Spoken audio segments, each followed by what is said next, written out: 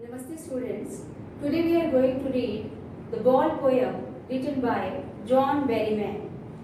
He was born on October 25, 1914 and he died on January 7, 1972. He was an American poet and scholar. He was a major figure in American poetry in the second half of 20th century. His best known work is the Dream Song. Now let us read the first stanza. What is the boy now?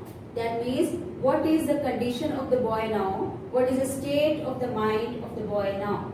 Who has lost his ball? Then, what is he to do? What is he going to do now? The poet says, I hear his poet. He says, he saw it. It is used for a ball. He saw it go. And then how did the ball go? Merrily. Merrily means happily, bouncing, jumping down the street, and then merrily over there it is in the water. Right? And now let us discuss the poetic devices which have been used here. First of all, we'll say anaphora has been used here. See this word, what and what. This has been repeated in the beginning of the first line and in the beginning of the second line. If any word has been repeated in the beginning of the sentence or in the beginning of the clause again and again, then we say anaphora has been used. Then personification has also been used. See this word merrily. Merrily means happily, and this merrily word has been used for the ball, which is non-living thing. And non-living things cannot be happy or sad. So poet considers the ball as living being. Then we also have symbolism here. The ball symbolizes the materialistic possessions. No use to say, oh, there are other balls. According to the poet, there is no use to say, oh, there are other balls. It is useless to make the boy happy by saying, there are other balls in the market.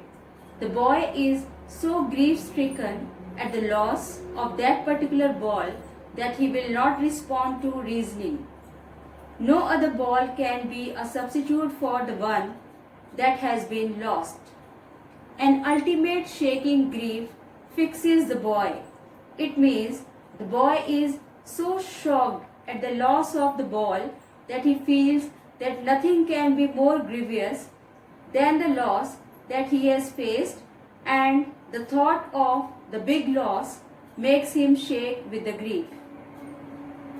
As he stands rigid, trembling, staring down, as the boy's ball has rolled down into the harbor, the helplessness at having lost his ball forever makes the boy rigid, motionless, still. He trembles, shivers, because of the grief that has overtaken him. He is gazing at the point where the ball was last seen. All his young days with this ball, the memories of his childhood are associated. All his young days into the harbor where his ball went. So with the ball, all those memories have also gone into harbor. Now let us discuss the poetic devices which have been used here in these lines. First is transferred epithet. See this second line, shaking grief. So transferred epithet has been used as it is the boy who shakes, not the grief. Then symbolism has been used. The ball symbolizes the young days, the days of the childhood. Then enjambment has been used as there is no punctuation mark after second, third and fourth line. Now let us read the next stanza. The poet says, I would not intrude means interfere on him. I would not interfere in his matter, in their boy's matter. Because he knows a dime is a unit of currency. In India we have unit of currency rupee. So a dime any money, any currency or another ball is worthless for him at this stage. Right? Because with that ball his memories are attached. Then he says, now he senses his first responsibility. He is becoming responsible. He is learning a new lesson of life. Then he says, in a world of possessions means materialistic world. People will take balls and balls. Here balls means things. People will keep collecting things and the things will be lost always. Then the poet says here, little boy. Actually, poet is not actually talking to the boy. Poet is sitting somewhere far or standing somewhere far and he is conversing with the child in his mind. Right? Then let us discuss the poetic devices. We have alliteration here, repetition of ber and ver, and then here only we have repetition because this word has been repeated. Right? Then we have enjambment, as there is no punctuation mark at the end of second line, third line and fourth line. Now let us read the next lines. As no one buys ball back. Here the poet discloses the harsh fact of life that whatever is once lost cannot be recovered as such. Then the poet has written, money is external.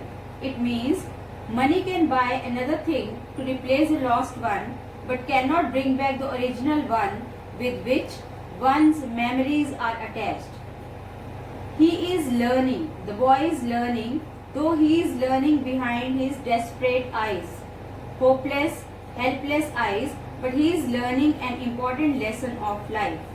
The boy's loss is teaching him what it means to lose something. The boy is learning the epistemology of loss, philosophy of loss, that one has to put up with the loss and gather strength to move on. The boy is learning the reality of life, that people do lose things in life, but that does not bring life to a halt. People tolerate the losses and advance further. The poetic devices which have been used here are alliteration and repetition. Now let us discuss the rhyme scheme. The poem does not follow any rhyme scheme. It is written in free verse.